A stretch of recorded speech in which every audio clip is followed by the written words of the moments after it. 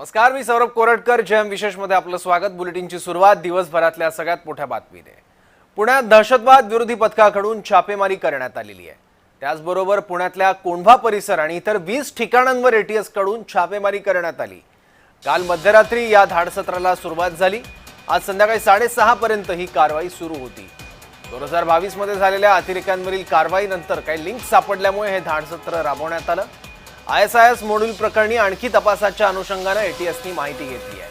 तब्बल 15 तास एटीएसचं ऑपरेशन चाललंय. यात 18 जणांची चौकशी करण्यात आली आहे. त्यांचे मोबाईल, लॅपटॉप देखील जप्त करण्यात आले आहेत.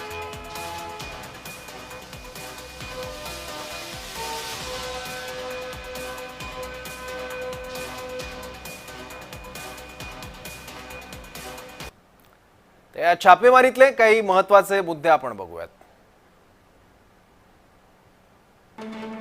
पुणे आणि पिंपरी चिंचवड शहरात एटीएस कडून छापेमारी करण्यात आली आहे. एकूण 20 ठिकाणांवर एटीएस कडून छापेमारी करण्यात आली. कोंढवा, खडक, खडकी, वानवडी आणि भोसरी परिसरात ही छापेमारी करण्यात आली. एकूण 18 संशयितांची एटीएस कडून चौकशी केली गेली. संशयितांकडून 18 मोबाईल आणि 10 लॅपटॉप तपासासाठी जप्त करण्यात आले. 2022-23 मध्ये एटीएसने 2 संशयित अतिरेक्यांना ताब्यात घेतलं होतं. यात एटीएसला या 2 आरोपींकडून बॉम्ब बनवण्याचं साहित्य, बॉम्ब कसा बनवला जातो याचा एक फॉर्म्युला देखील एटीएसने जप्त केला होता. संशयित अतिरेक्यांनी फायरिंगची देखील ट्रेनिंग घेतली होती. अतिरेक्यांनी वेगवेगळ्या ठिकाणी बैठका देखील घेतल्याचं उघड झालंय. याच कोंढवा परिसरात हे संशयित अतिरेकी भाड्याने राहायचे. दोन्ही दहशतवाद्यांच्या संपर्कात असलेल्या 18 जणांची चौकशी करण्यात आली. सर्व संशयितांवर गेल्या 2 वर्षांपासून एटीएसने पाळत ठेवली होती. तर पिंपरी चिंचवड शहरातील मोशी परिसरात देखील एटीएसने कारवाई करत एका संशयित व्यक्तीला ताब्यात घेतलंय.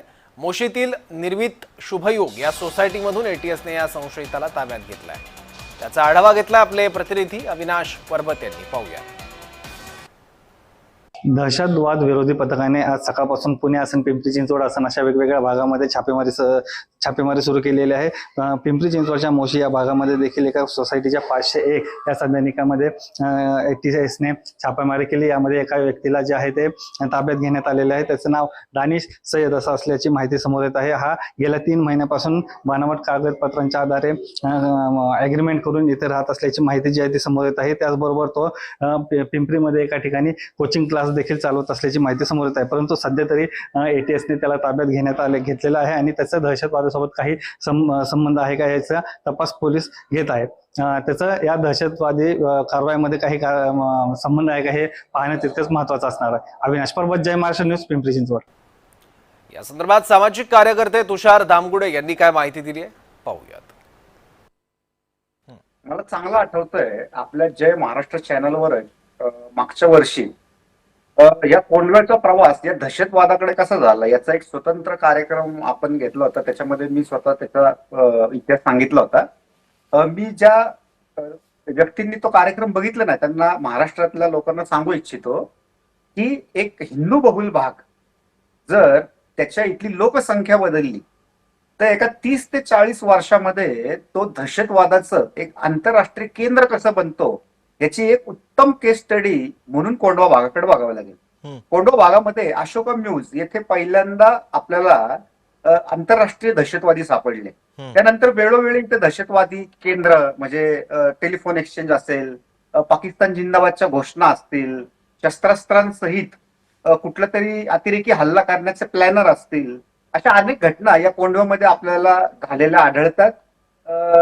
NIA असेल, महाराष्ट्र एटीएस असेल, दिल्ली एटीएस असेल, अशा अनेकांनी इथे कारवाई केलेली आहे. मी समस्त हिंदूंना सांगू इच्छितो त्याआधी म्हणजे मुसलमानांना सांगण्याच्या आधी की आय लव्ह महादेव हे आपल्या आत्म्यातून, अंतरात्म्यातून आलं पाहिजे.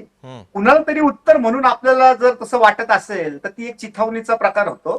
आणि त्याचप्रमाणे आय लव्ह मोहम्मदच्या माध्यमातून दहशतीचं वातावरण निर्माण करणे हा देखील चुकीचा प्रकार आहे. या दोन्ही समुदायांनी आपला आत्मचिंतन करण्याची गरज आहे. एकीकडं आपल्या राज्यामध्ये ओला दुष्काळ पडलाय, संपूर्ण मंत्रिमंडळ तिकडे आहे, आपल्याकडे विकासाची अनेक कामं केली जात आहेत आणि त्याच वेळी काही विरोधी पक्ष आणि हे काही फ्रिंज एलिमेंट आहेत, हे आपल्या राज्याचं वातावरण धार्मिक हिंसेकडे नेण्याचा प्रयत्न करत आहेत. तर त्यातून हे भाजप सरकार कसं मुस्लिम विरोधी आहे असं जे ठसवण्याचा प्रयत्न करत आहेत, तो मला वाटतं निश्चित चुकीचा आहे.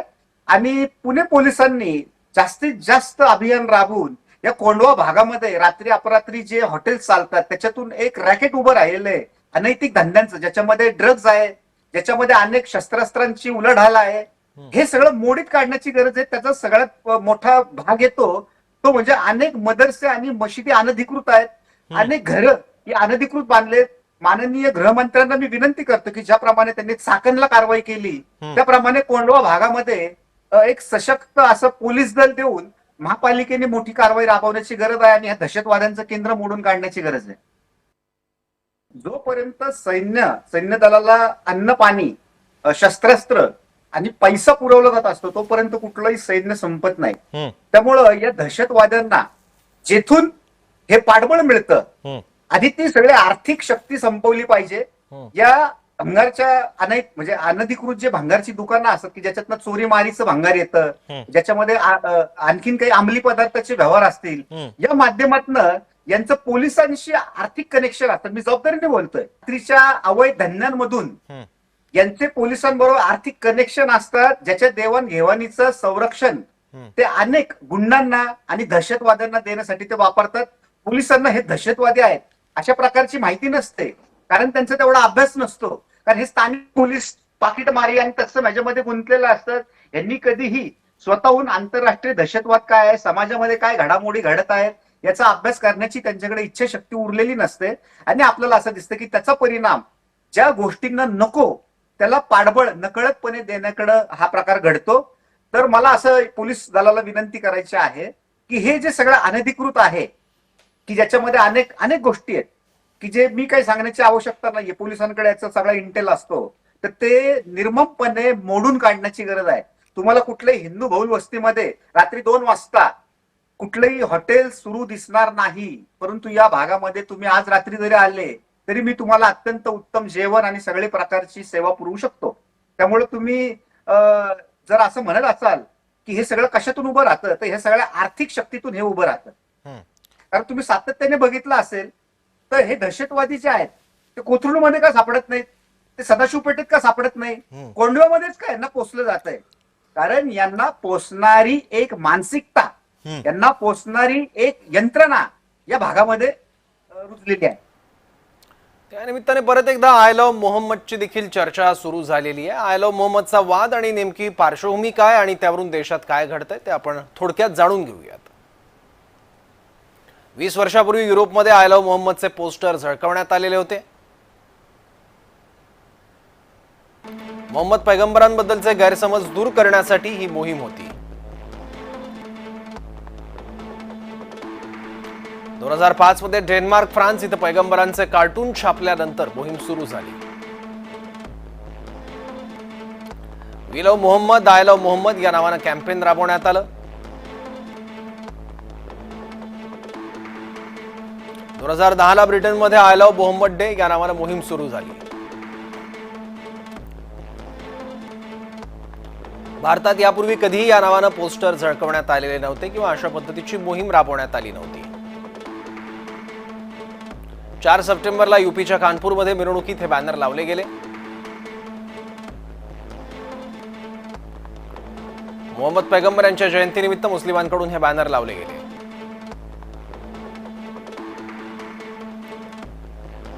नवीन पायंडे कशाला असं म्हणत या कृतीला हिंदू संघटनांकडून आक्षेप घेण्यात आला. धार्मिक मिरवणुकांमध्ये नव्या रिवाजांसाठी परवानगी नाही म्हणत पोलिसांनी थेट हस्तक्षेप केला. 9 सप्टेंबरला 24 जणांविरोधात पोलिसांकडून एफआयआर दाखल केली गेली. असरुद्दीन ओवैसींची कानपूर पोलिसांना टॅग करत टीका. दुसऱ्या पोस्टर्सना नुकसान झाल्यामुळे एफआयआर दाखल केल्याचं पोलिसांचं स्पष्टीकरण. ओवैसींनी त्यांच्या पोस्टमध्ये लिहिलं, तुम पर मेरी लाख जान कुर्बान या रसूल. तिथून एका नव्या मोहिमेला सुरुवात झाली. कानपूरमधल्या प्रकरणाची झळ देशभरात पोहोचली आणि आंदोलनांना सुरुवात झाली. उन्नावमध्ये आय लव्ह मोहम्मद बॅनर घेत मिरवणूक. यावेळी पोलिसांवर मोठी दगडफेक करण्यात आली. उत्तराखंडच्या काशीपूरमध्ये मुस्लिम आंदोलकांची पोलिसांसोबत चकमक आणि अशाच पद्धतीच्या घटना देशभरात काही ठिकाणी